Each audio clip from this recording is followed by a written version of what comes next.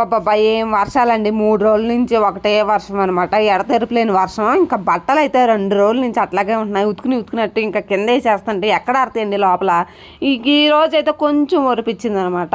ఇంకా ఒరిపిచ్చిందే ఇవాళ ఉతికిన బట్టలు, నిన్నటి బట్టలు మొత్తం అన్నీ పొద్దున మొత్తం 2 తీగలు అయినాయండి. పిల్లలు ఏమో చిన్న చిన్న తీగలు 3 అయినాయి అనమాట.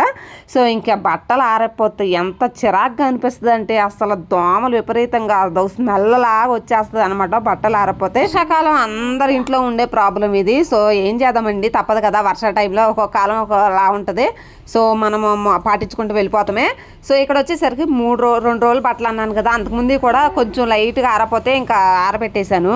ఆగండి, మా పిల్లలు ఈ రోజు ఇంటి దగ్గరే ఉన్నారు. ఎందుకంటే చెప్పాను కదా వర్షం, ఈ రోజు ఫుల్గా వర్షం కొట్టడం వల్ల సెలవు కూడా ప్రకటించేశారు. మెసేజ్ వచ్చింది పొద్దున్నే.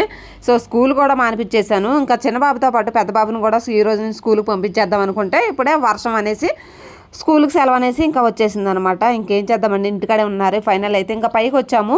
సో ఈవినింగ్ టైంలో ఇంకా బట్టలు ఆర్ని మాత్రం తీసేసి మిగతా కింద ఆరేసేద్దాం అనేసి ఇంకా వచ్చేసాను. మీ ఆర్ని అన్ని ఫోల్డ్ చేసుకుంటున్నాను అనమాట. మొత్తం ఫోల్డే చేసుకుంటాం. మొత్తం వాతావరణం చూడండి ఎంత మబ్బుగా ఉందో.